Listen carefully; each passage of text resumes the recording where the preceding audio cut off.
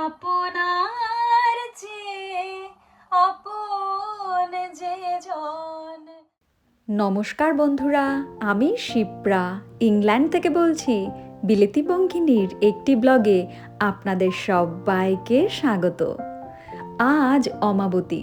আপনারা অমাবতী মানেন কি না আমি জানি না, তবে আমি ছোট থেকে দেখে আসছি তো বাড়িতে, তাই আমিও অমাবতী মেনে আজকে 2.5 দিন পর, আজকে 3 দিনের দিন সকালে পুজো দেওয়ার সময় ঠাকুরকে একটু আম আর দুধ দিয়ে পুজো দিলাম। যারা আমার মতন একটু আচার আচরণ মেনে চলেন তারা তো জানেন যে কালকে ছিল একাদশী। ফল ছাড়া আমার আর কিছুই খাওয়া হয়নি। আজকে সকাল সকাল ঠাকুরকে পুজো দিয়ে যে আমটুখানি বেঁচেছিল আর ঠাকুরের প্রসাদটাও একই সাথে দিয়ে আমি একটুখানি দুধের সাথে ভাত মাখিয়ে এটা দিয়েই ব্রেকফাস্ট করছি। আর আজকে কিন্তু আপনাদেরকে বলবো যে আমার বাড়ি থেকে আমার অফিস কতটা জার্নি। রোজ দিন আমাকে 4 ঘন্টা জার্নি করতে হয় অফিসের জন্যে।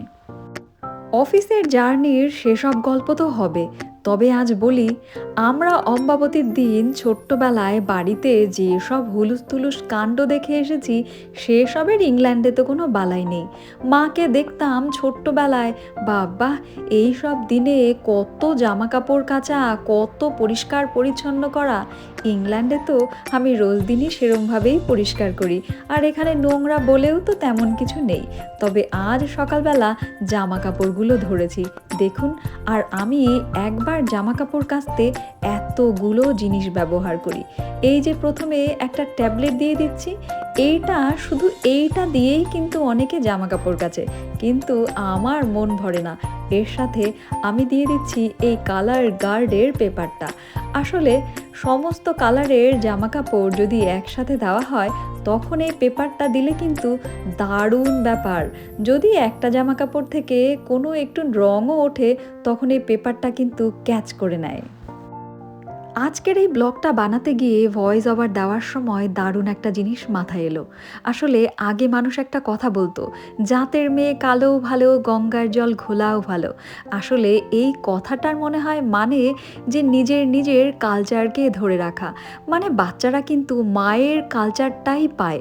যেমন আমি আমার মা কী করতো সেইটাই করছি।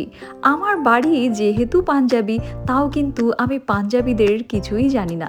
আসলে তার জন্যেই সবার নিজের জাতেরই হয়তো মেয়ে চাইতো, তাদের কালচারটা ধরে রাখারই আসল ব্যাপার ছিল। আপনারা এই কথাটায় সহমত হলে আমাকে কিন্তু কমেন্ট বক্সে জানাবেন। এবার বলি অফিসের কথা। অফিসে যেতে আমাকে 2 ঘন্টা বাসে চাপতে হয়, আর অফিস থেকে ফিরতে আমাকে 2 ঘন্টা বাসে চাপতে হয়। মানে রোজ দিন আমি যখন অফিস যাই টোটাল 4 ঘন্টা আমাকে বাসে চাপতে হয়।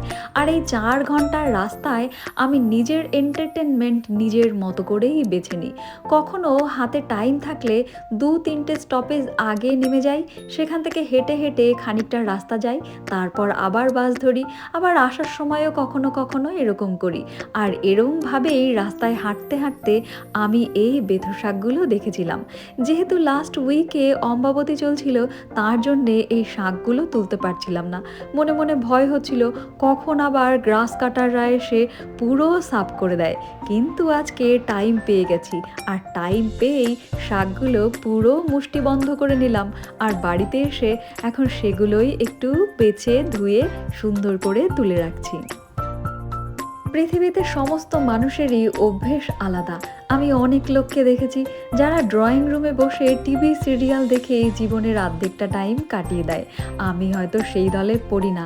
আমার হাঁটা, দৌড়ানো, হাইকিংয়ে যাওয়া, সকালে এক্সারসাইজ এগুলো দারুণ লাগে। আর এখন তো ইংল্যান্ডে গরমের দিন, তাই বাইরে এসব করা যাচ্ছে।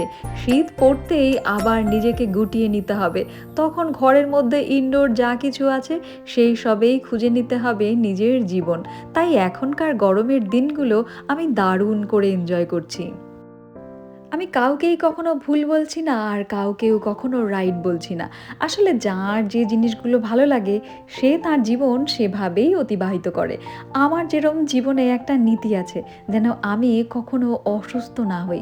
আমি অসুস্থ হলে ভাবি যে আমার পাশের লোকটার উপরে অনেক বেশি বার্ডেন হয়ে যায়। তাই সবসময় ভাবি নিজেকে কিভাবে ফিট রাখা যায়, কিভাবে নিজেকে নিজের মতো করেই বাঁচা যায়। যাই হোক, সেটাই করছি। আর আজকে আগের দিনের ব্লগে দেখানো সেই সর্ষেগুলো দিয়ে কিন্তু আজকে দারুণ একটা সর্ষে বাটা করে নিলাম। আর এখন এই সর্ষে বাটা দিয়ে 1 প্লেট ভাত আমি গলাধ্যকরণ করব। আর সত্যি কথা বলতে, এই সর্ষে ফুল বাটা দিয়ে আপনারাও যদি কখনো ভাত খেয়ে থাকেন তবে জানবেন বাঙালির এর থেকে বেশি আর কিছু চাওয়ার নেই। এত বাঙালিয়ানার মাঝে কিন্তু আমাকে আবার ইংরেজ আনাও মনে রাখতে হয়।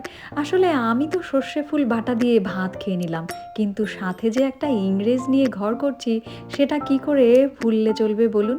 তাই তার জন্যে এখন হয়ে যাবে একটু নুডলস।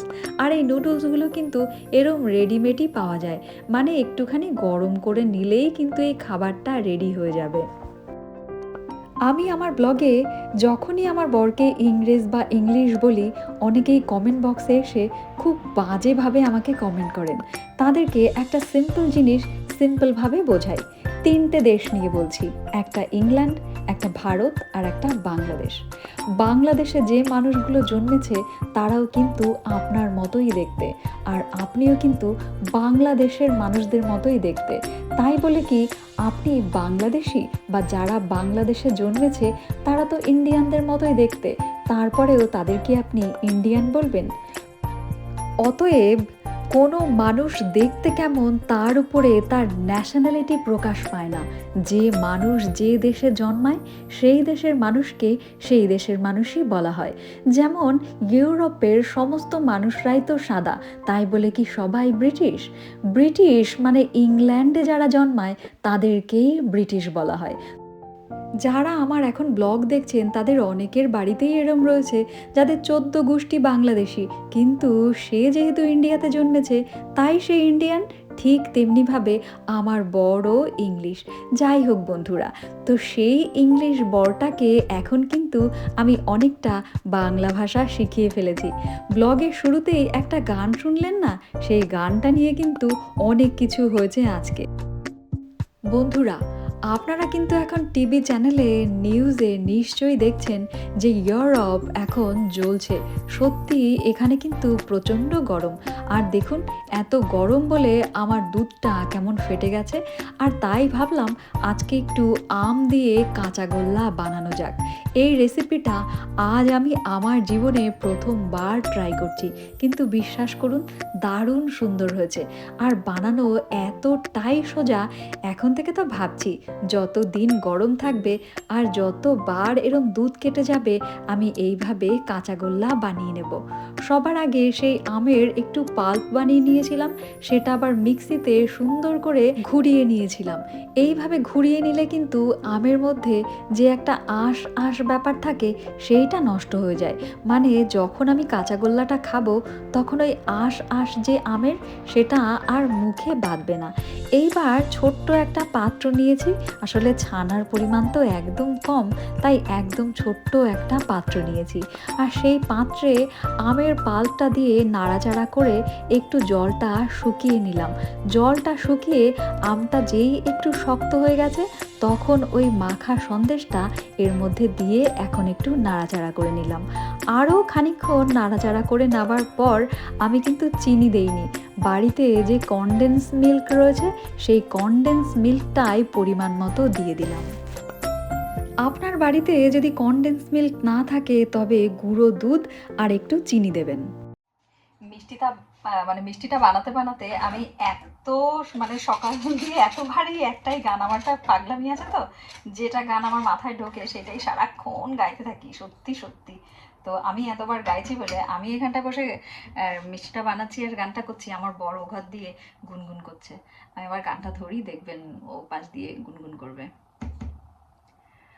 আমার আপনার চেয়ে আপন যে জন খুঁজে তার রে আমি আপনার, আমার আপনার চেয়ে আপন যে জন খুঁজি তারে আমি আপনার। ওয়াও, সো নাইস মিস্টার বল। আসলে আমার সাথে সাথে যে থাকবে সে সিঙ্গার হয়েই যাবে, মানে ওকে আমি সিঙ্গার বানিয়েই ছাড়বো। Okay, let's do it again. দরে দরে না রে দরে দরে দরে, let's do it. দরে দরে না রে দরে দরে দরে দরে না রে দরে dare na. Then second stanza we're gonna do again, okay? No, no.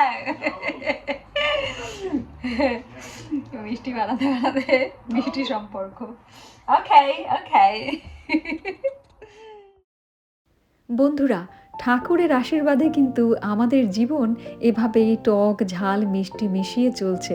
তবে মিষ্টির ভাগ একটু বেশি আজকের এই মিষ্টিটার মতন।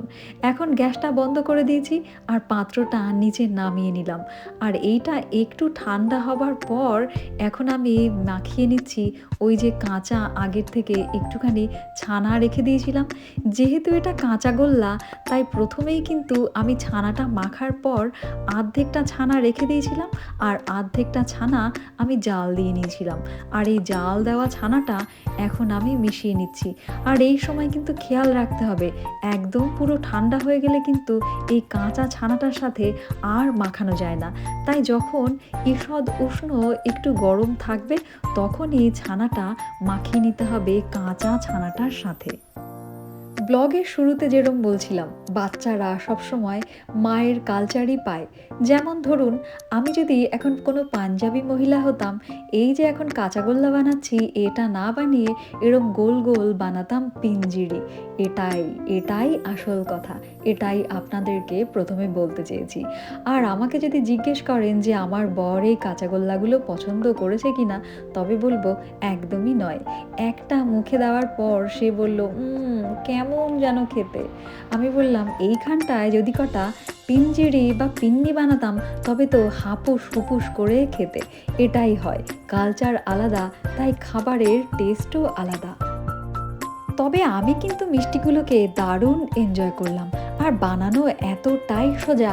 আপনারাও কিন্তু বানিয়ে আমাকে কমেন্ট বক্সে জানাবেন। আজ আমি ইংল্যান্ডে বসে নিচ্ছি কলকাতার মিষ্টির স্বাদ। আর সবার ওপরে মিষ্টিগুলোকে সুন্দর দেখানোর জন্য দিয়ে দিলাম রোজ পেটালস। রিভিউ নেওয়া যাক। Yes, I just wanted to know.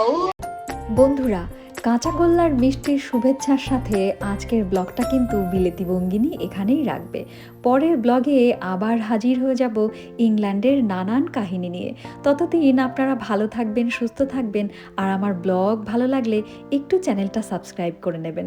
পরের ব্লগে দেখা হচ্ছে তবে। ততদিন ভালো থাকবেন, সুস্থ থাকবেন, পরিবারের সবাইকে সুস্থ রাখবেন। Tata, bye bye.